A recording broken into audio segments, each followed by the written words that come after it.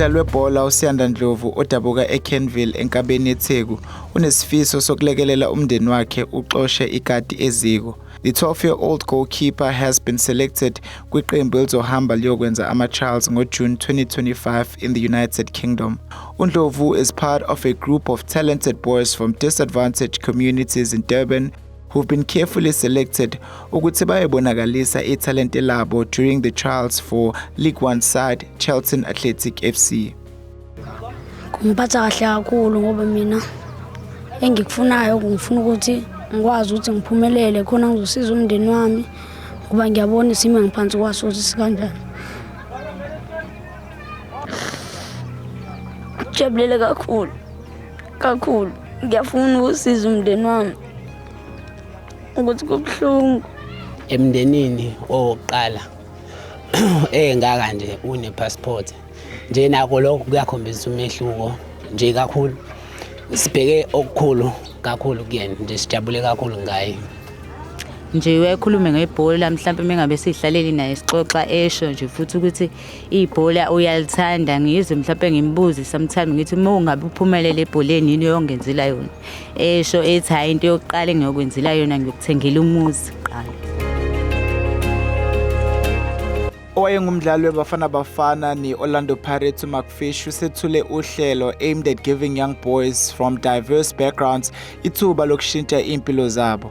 We've got an under-13 team and an under-16 team that we are hoping and working hard towards getting them to travel to the UK come the end of June, the 30th of June to the 6th of July. Although we're going to my old club that myself and Sean Barton played for, Charlton Athletic, they're in League 1, but they are at the moment in playoffs to get to the championship. But it's an old club, it's got a good history, a good community base and good facilities. So these players will go see what it is like to train and experience and get training from UEFA coaches, but maybe there's a little bit of a trial, meaning a trial where they will have the Charlton scouts there and they will have a look at the players, and who knows, the opportunity for a player maybe to go back so they can have a look at him over a period of time. That is probably what we're hoping to achieve. Youth development through soccer in South Africa ibaluleke kakhulu ngoba ivula amathuba kubantu abasha ikakhulukazi abasuka emphakathini ehlwempu.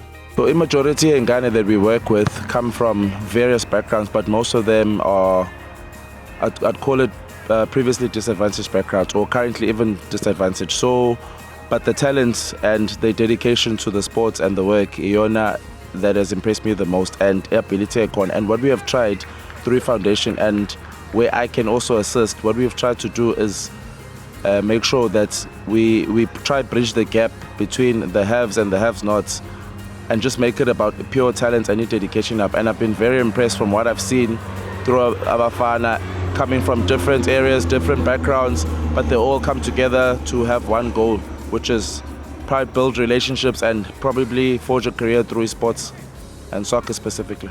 In every child lives the silent hope to rise above the struggles of the past, to succeed where generations before them were held by hardship, lack of opportunity, or broken systems.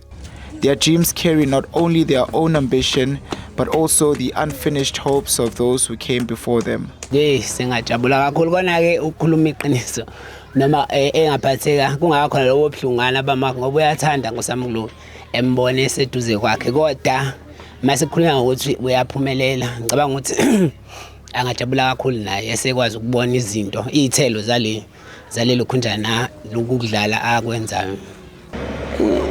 Singajabula nje kakhulu simbone ephumelela kwa la emndenini, siyajabula nje kakhulu and ukujabula kwethu siyafisa futhi ukuthi aphumelele ngendlela ke umndeni uyazi nawe ukuthi khona ukuthi kube right emndenini khona ukuthi kungabi right. Yabo njengoba namanje behamba nje kunemali ezodingeka kodwa manje ngoba ngumuntu ohlele ekhaya angisebenzi nje bengathanda ukuthi ngilithola uxhaso asizakala ahambe ayephesheya kokunye sigcina singakwazi ukuthi sikwazi ukuthi silekelele ngoba manje sabantu nathi abangathatha entweni. Hayi kungasijabulisa kakhulu njengomndeni njengoba imisela kwakhe ngoba mhlawumbe singagcina siphezulu ngenxa yakhe eyedwa nje ngakwazi mhlawumbe ukusikhuphula njengomndeni. Mengaqhubeka nokuyimisela kwakhe. As the boys are set to depart for a potential life-changing trip, bahamba namaphupho abo kanye namaphupho abazali. Uma ukuyibona ngiphesheya eLa Liga. Ngifuna ngidlale kahle bese ama-team engibona ngi-right. Angiphatha kahle. Ngiyajabula. Ngifuna ukuyoveza italente lami. Ngijabulisa kakhulu. Abahleli balolu hambo oluya e-UK bathi amalungiselelo ami ngomumo yize noma sakhona ingqinamba zokuthi kunezingane enganayo imali yokukhokhela uhambo. Kuthina sinaleyo belief ukuthi mhlawumbe abanye babo kungashintsheka impilo zemndeni yabo ngenxa yalama opportunities. Because ake ngenze simple example, umntwana mengasasayinwe eLondon i-team ya overseas. Impilo yakuba ishintshile. Not necessarily yakuba kuphela but noma ubani osondelene naye impilo yakho izoshintsha. So we plea kuma business eThekwini nakubantu that can afford. Sesikwenzile singakwenza in our part but siyacela ukuthi uma onawo ama-funds eyithola le message akwazi ukusisiza lapho bengasisiza khona singa-appreciate kakhulu. uMark Fish ukholwa ukuthi every child in South Africa needs to be given an opportunity to showcase their talent regardless of where they come from. If you are good enough, you should be on the football field and you should be playing and you should be selected. So it shows no race, no favoritism at all. And this is why even if you go into the communities, wherever you go, a ball, that's all you need, a ball. You don't need fancy soccer boots, you don't need, the kids play. And that's what football has always been. It's the people's game and that's why it's the beautiful game. Football is so much about life that it shows us how to win, how to lose and how to get up and continue no matter what. So I've always been a fan of what it does on the field, but I think I've always been a bigger fan of what football does off the field. Abazali greatly appreciate Mark Fish's contribution to the development of football in the country and hope that it inspires their children to reach greater heights. I would really like to thank Mark Fish for creating such a great and big opportunity for our kids.